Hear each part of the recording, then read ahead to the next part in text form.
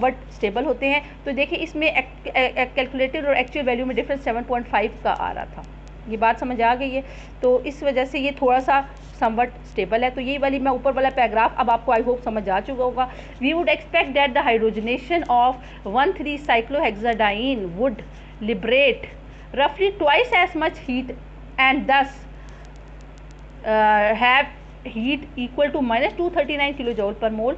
When this experiment is done, the result is hydrogenation is minus 231.5 kilojoule per mole. The result is quite close to what we calculated, and the difference can be explained by taking into account the fact that the compounds containing the conjugated double bonds are usually somewhat more stable than those containing the isolated double bond. ये जो इसके double bonds अगर isolated होते तो ये यानी localised होते, isolated localise होते तो ये शायद इतना स्टेबल ना होता, लेकिन क्योंकि इसके डबल बॉन्ड डी लोकलाइज्ड हैं और इसको इसी वजह से यानी डी लोकलाइज्ड है, उसी वजह से हम इनको कॉन्जुगेट, इसके डबल बॉन्ड्स हम ये कहेंगे कि कॉन्जुगेटेड है, आइसोलेटेड नहीं है, ठीक है, डी लोकलाइज्ड हैं और इसके पाई इलेक्ट्रॉन डी लोकलाइज्ड हैं और जो ये डबल बॉन्ड्स हैं ये कॉन्जुगेटेड है, इसी वजह से ये थोड़ा सा स्टेबल है। ये बात समझ आइए।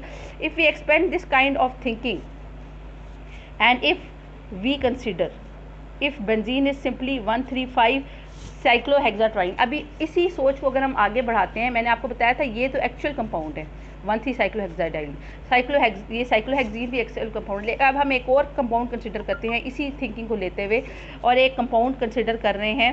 अगर हम ये सोचते हैं कि बेंजीन जो है वो 135 साइक्लोहेक्साट्राइन है, तो आप तो भी कह दें कि बेंजीन तो 135 साइक्लोहेक्साट्राइन ही है, लेकिन 135 साइक्लोहेक्साट्राइन जो है ये एक ऐसा कंपाउंड है, ये एक ऐसा कंपाउंड है जिसमें कि जैसे ये एक ऐसा कंपाउंड हम कंसिडर करते, अगर हम इसको बेंजीन को 135 साइक्लोहेक्साट्राइन कंसिडर करते तो फिर ये एक ऐसा कंपाउंड होता है जिसमें तीनों के तीनों डबल बॉन्ड लोकलाइज्ड है।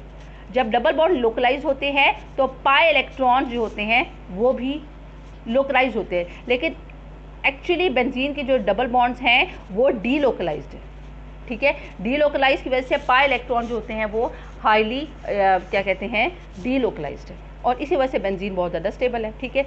इफ़ वी वुड एक्सपेक्ट, वो ये कह रहे हैं कि अगर हम इस थिंकिंग को extend this kind of thinking and if benzene is simply 135 हेक्साट्राइन, we would predict that the benzene would liberate minus 385। अगर हम ये कंसिडर करेंगे कि बेंजीन में तो 3 डबल बॉन्ड पाए जाते हैं, एक डबल बॉन्ड के लिए तो minus 119.5 किलो जूल पर मोल की एनर्जी है। ये देखें ना,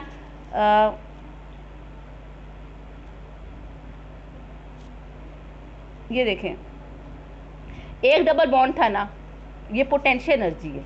पोटेंशियल एनर्जी का मतलब है जो हीट होती है, ठीक है। तो जब इसकी हमने हाइड्रोजनेशन की, अच्छा ये जो सॉलिड लाइन आपको ये बता रही है कि ये एक्चुअल मॉलिक्यूल की एनर्जी है, ये बात समझ आ रही। और ये एरो का नीचे आना का मतलब है कि ये पोटेंशियल एनर्जी कम हो रही है, क्यों? क्योंकि हीट लिबरेट हो रही है, ये बात समझ आ रही है। पोटेंशियल एनर्जी रिलीज़ हो रही है और ये जो नीचे वाली सॉलिड लाइन है इसका मतलब है यहाँ पे साइक्लोहेक्सेन बन गया। ये जो आपकी डायग्राम है इसमें आप ये समझिए ये पोटेंशियल एनर्जी है और जो नीचे वाली जो सॉलिड लाइन है यहाँ पे आके साइक्लोहेक्सेन बन रहा है। अच्छा अगर आप इसकी आप हाइड्रोजनेशन करेंगे तो अच्छा ये सॉलिड लाइन का मतलब है ये एक्चुअल हीट ऑफ हाइड्रोजनेशन है, तो इसकी हाइड्रोजनेशन होगी और चूंकि ये रिलीज़ हो रही है तो ये एरो नीचे की तरफ है, ठीक है।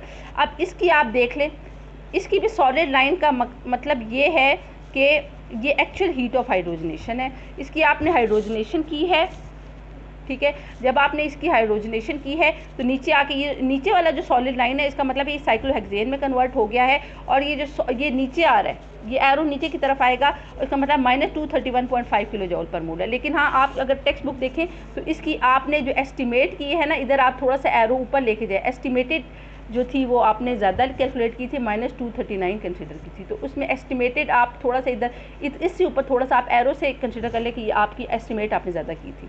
अच्छा इसमें आपके पास तीसरा कंपाउंड दिया है बेंजीन। अच्छा बेंजीन में भी अगर हम यही कंसिडर करें कि अगर हम ये कंसिडर करें कि बेंजीन के जो 3 डबल बॉन्ड है वो आइसोलेटेड हैं यानी लोकलाइज्ड हैं और तब हम इसकी हाइड्रोजनेशन करें। अच्छा यहाँ पे जो ये डॉटेड लाइंस है आपकी टेक्स्ट बुक में भी जो डॉटेड लाइंस हैं, डॉटेड लाइन का मतलब है ये जो हमने कैलकुलेटेड की है, ये जो हमने कैलकुलेट किया हीट ऑफ हाइड्रोजनेशन, तो अगर हम इसकी ये जो स्ट्रक्चर है ये हाइपोथेटिकल स्ट्रक्चर है। ये जो ऊपर डॉटेड लाइन के ऊपर स्ट्रक्चर है ये हाइपोथेटिकल 135 साइक्लोहेक्साट्राइन होता। और ये डॉटेड लाइन का मतलब है ये calculated value of heat of hydrogenation है। तो तब हीट ऑफ हाइड्रोजनेशन रिलीज होती -358.5 किलो जूल पर मोल। लेकिन जो ये देखिए, ये जो आपकी सॉलिड लाइन नज़र आ रही है, समझ आ रही है, ये जो आपकी सॉलिड लाइन नज़र आ रही है इसका मतलब है ये रियल बेंजीन है। ये जो ऊपर वाला स्ट्रक्चर है ये हमने ये कंसिडर किया, हाइपोथेटिकल स्ट्रक्चर कंसिडर किया है 135 साइक्लोहेक्साट्राइन, ठीक है। और ये जो डॉटेड लाइन का मतलब ये है, ये ख्याली वैल्यू हमने कैलकुलेट की है, estimate actual value calculate value की है, ख्याली कैलकुलेट की है हीट ऑफ हाइड्रोजनेशन की। अगर हमारे पास 135 साइक्लोहेक्साट्राइन होता है जो कि एक हाइपोथेटिकल कंपाउंड है, तब हीट ऑफ हाइड्रोजनेशन इतनी निकलती है। और देखिए एरो नीचे की तरफ आ रहा है। लेकिन ये जो आपके पास सॉलिड लाइन का मतलब है ये एक्चुअल रियल बेंजीन है। तो रियल बेंजीन की जब आप यहाँ से स्टार्ट होगी, ये जहाँ मैं ऊपर की तरफ पॉइंट आउट, ये यहाँ पे बेंजीन होना चाहिए था। तो जब आप रियल बेंजीन की हाइड्रोजनेशन करते हैं तो हाइड्रोजनेशन निकलती है -2085 किलो जूल पर मोल। आप ये देखें रियल बेंजीन जो है ये रियल 13 साइक्लोहेक्साडाइन से भी नीचे है। 13 साइक्लोहेक्साडाइन की जो सॉलिड लाइन है वो थोड़ी ऊपर है, लेकिन रियल बेंजीन की जो सॉलिड लाइन है वो उससे भी नीचे है। तो इसकी जब हाइड्रोजनेशन करेंगे तो -208 किलो जूल पर मोल है। पोटेंशियल एनर्जी डायग्राम में जो रियल बेंजीन है उसका स्टेटस 13 साइक्लोहेक्साडाइन से भी नीचे है, ठीक है। जब हाइड्रोजन तो ये निकलेगा। तो ये this is the calculated value. और ये जो है ये कैलकुलेटेड आई मीन टू से ये जी ये वाली जो थी ये कैलकुलेटेड वैल्यू थी। ये एक हाइपोथेटिकल कंपाउंड था और ये एक कैलकुलेटेड वैल्यू थी। लेकिन यहाँ पे जिस जगह मैं पॉइंट आउट कर रही हूँ ये एक्चुअल कंपाउंड है और ये एक्चुअल वैल्यू है। समझ आ रही है? Hypothetical compound, calculated value, actual compound जहाँ मैं पॉइंट आउट कर रही हूँ, और I mean to real compound और ये एक्चुअल वैल्यू। तो इन दोनों में जब हम डिफरेंस निकालते हैं वो क्या, उसका वो बहुत आसान है।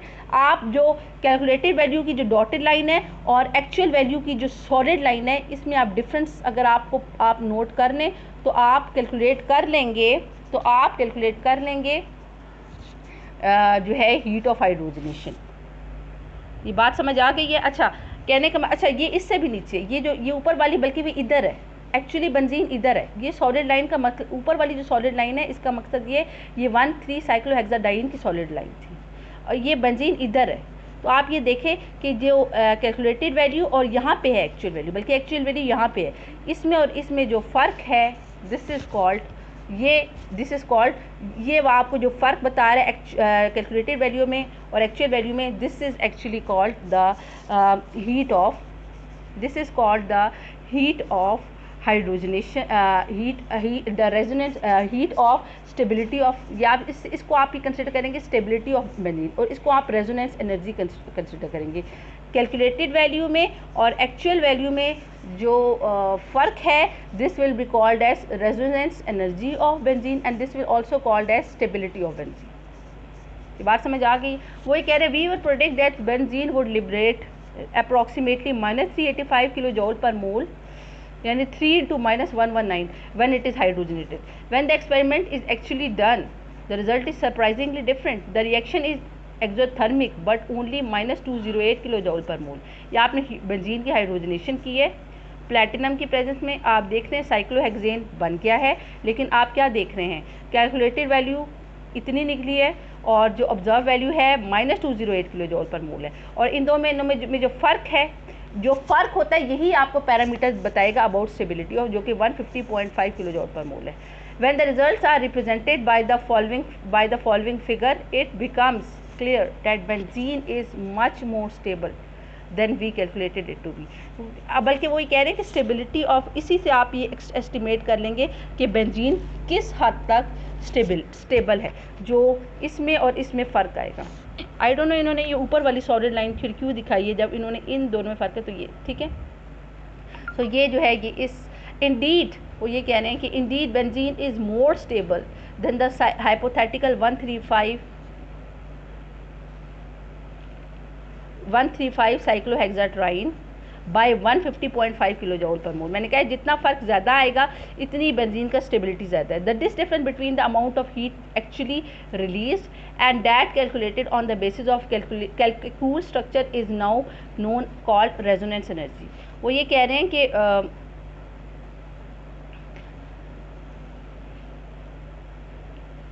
possible, not available. Please try again. है वो ये कह रहे हैं कि the difference between the amount of, अच्छा वो ये कह रहे हैं कि कैकूल स्ट्रक्चर को कंसिडर करते हुए जो एक्चुअली जो कैकूल स्ट्रक्चर क्या है, कैकूल स्ट्रक्चर मैंने आपको कहा था बिल्कुल ठीक, लेकिन उसमें सिर्फ एक गलती ये थी कि उसमें डबल बॉन्ड को लोकलाइज कंसिडर किया था, जो कि गलत था।